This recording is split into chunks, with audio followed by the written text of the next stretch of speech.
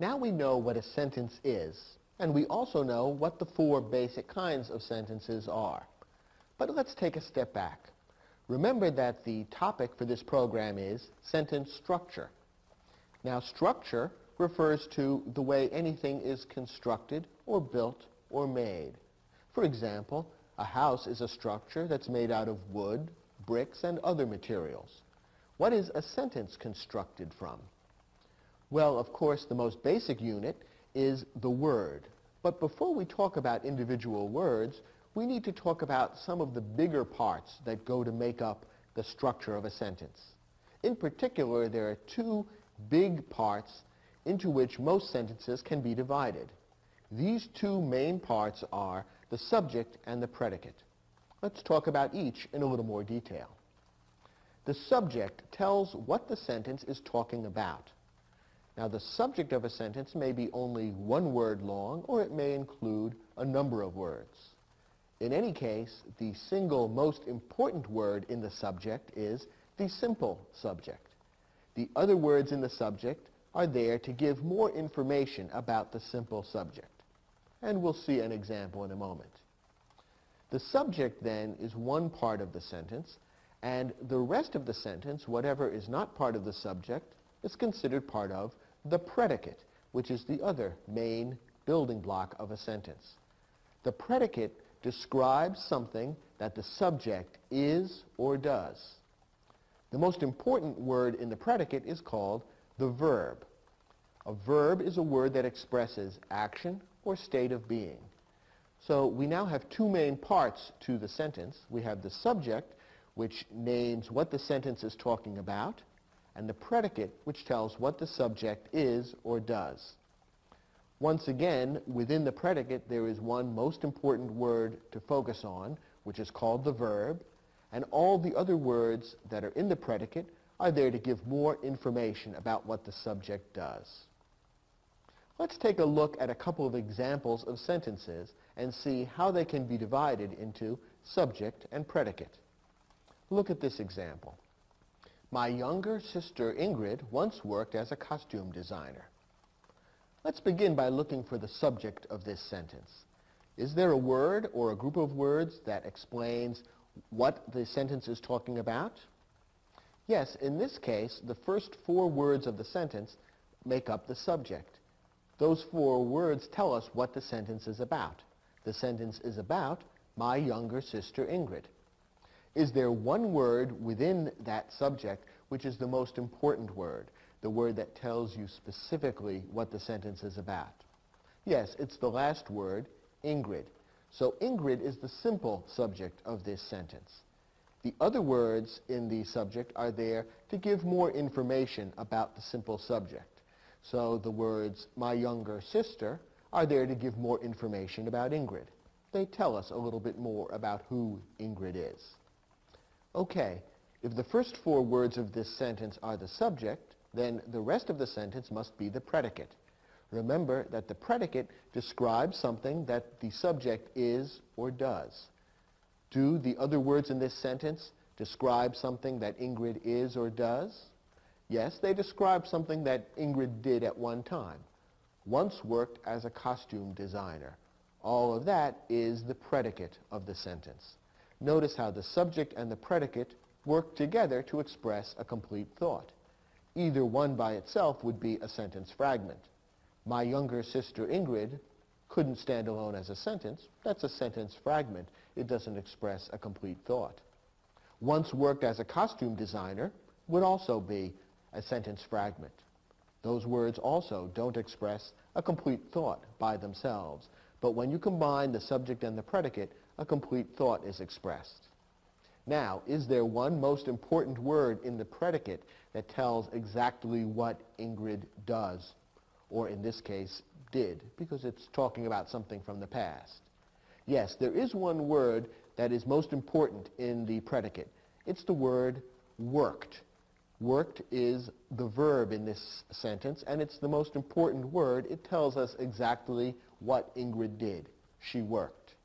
Notice that all the other words in the predicate give us more information about what Ingrid did. The word once, for example, tells us when she did it. at one time in the past. And the words, as a costume designer, give us more information about exactly how she worked, what kind of job she worked at. So all the other words in the predicate are there to give us more information about what Ingrid did. But the word worked is the most important word. It's the verb. So the heart of this sentence is the subject and the predicate, and in particular, the one-word simple subject and the verb. Ingrid worked. And all the other words in the subject and the predicate are there to give us more information about how and when and at what Ingrid worked. Let's take a look at another example. She enjoys creating things with her hands. Can you identify the subject in this sentence? In this case, the subject is only one word long, she. That word all by itself tells us who or what the sentence is about. All the rest of the sentence is the predicate. It tells us what the subject is or does. The rest of the sentence, enjoys creating things with her hands, tells us something about what the subject does. The subject, she, one word long, and therefore the subject and the simple subject are exactly the same. Focusing on the predicate for a moment, is there one word there that's most important? The verb, which tells us exactly what the subject does. Yes, the verb, the most important word in the predicate is enjoys. That tells us exactly what the subject, she, does. She enjoys. And the other words in the predicate tell us more information about what she enjoys. She enjoys creating things. And how does she create them? With her hands. So all the other words in the predicate give us more information about exactly what the subject does. But enjoys is the most important word in the predicate. It's the verb. Again, the heart of this sentence is she enjoys. And the other words, the remaining words in the predicate, are there to give more information.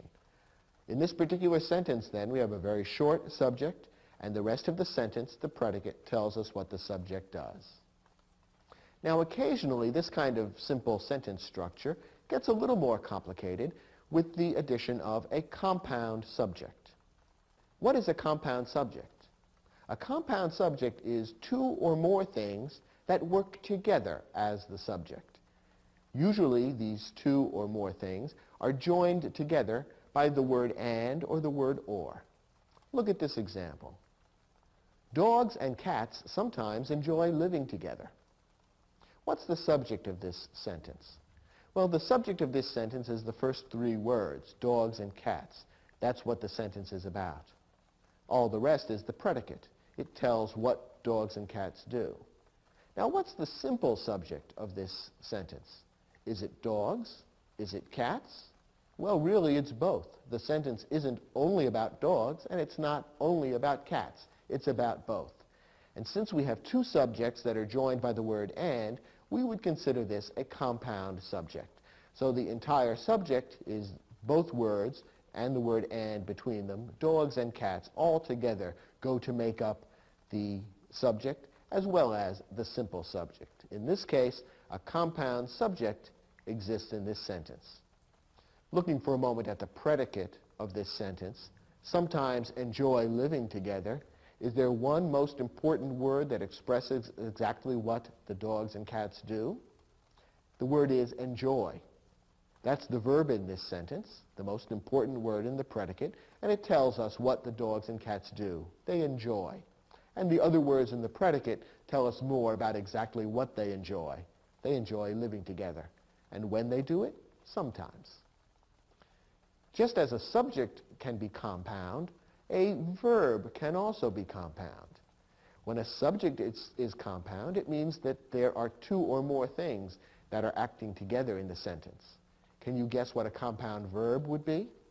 Well, that's when you have a subject which is doing two or more things. A compound verb is two or more verbs that describe what the subject does. Again, joined by the word and or.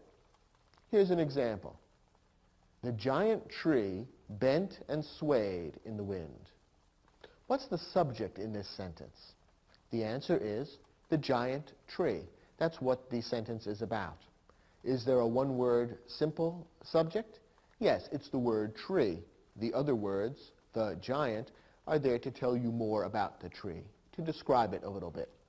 Now, the rest of the sentence is the predicate, bent and swayed in the wind. Now, is there a most important word in the predicate, a word that tells you exactly what the tree did? Well, the fact is there are two words that tell you two things that the tree did. It bent, but it also swayed. So those two words, bent and swayed, are both equally important. They're both verbs. They both describe actions that the tree took, and they're connected by the word and. So in this sentence, we have a compound verb. That is, two verbs joined by the word and, both of which describe what the subject is doing. So the heart of this sentence is tree, bent, and swayed. And the other words in the sentence are there to give us more information about what kind of tree it was and how and when the tree bent and swayed. So as we see in some sentences, you may have a compound subject, that is, two or more subjects joined by the word and or. And in some sentences, you may have a compound verb, that is, two or more verbs joined by the word and or. You may even have, in certain sentences, both a compound subject and a compound verb. But most often, one or the other will be compound and not both. We've seen then that every sentence can be broken down into two main parts, the subject and the predicate.